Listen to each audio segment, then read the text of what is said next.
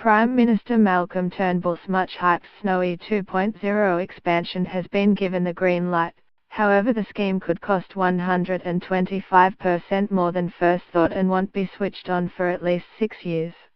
The government will now officially proceed with the ambitious plan, 9 months after the iconic Snowy Mountains scheme emerged as a solution to the country's fragmented and increasingly unreliable energy network. A $29 million feasibility study to be released on Thursday concludes the project is financially and technologically viable, can stabilise wholesale electricity prices, and reduce Australia's reliance on gas as the main backup for when wind and solar farms are out of action. The expansion had a tentative price tag of $2 billion, however new documents show the cost could actually end up as high as $4.5 billion. Not including the estimated $2 billion also needed to upgrade transmissions lines from the mountains into Sydney and Melbourne. The Coalition and Snowy Hydro Limited have always warned the $2 billion estimate was preliminary and subject to the final feasibility study. However, the multi-billion-dollar cost blowout will raise questions whether taxpayers would get better value from emerging battery technology like the type coming online in South Australia. Mr. Turnbull said the expansion was affordable and would future-proof Australia's electricity grid.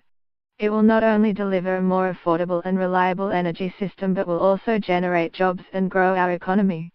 The Prime Minister said the project would create as many as 5,000 direct and indirect jobs over the 6-year construction period, which would wrap up in 2024.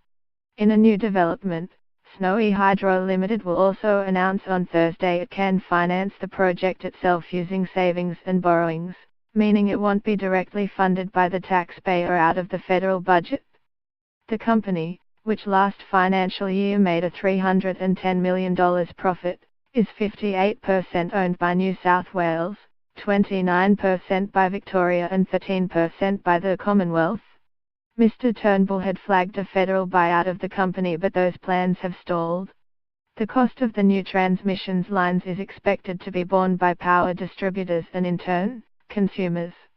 Pumped hydro works like a giant battery by using electricity during times of low demand, often in the middle of the night, to push water uphill so that when demand is high it can be released downhill through turbines to create quick and reliable electricity. Snowy 2.0 would increase generation capacity by 2,000 megawatts, a 50% increase on the existing scheme's generation capacity and enough to power hundreds of thousands of homes and businesses. It requires the construction of a 26-kilometre tunnel linking the Tattagera Reservoir to Talbingo Reservoir. The tunnel would be bigger than the Sydney Harbour crossing in the Melbourne Metro project.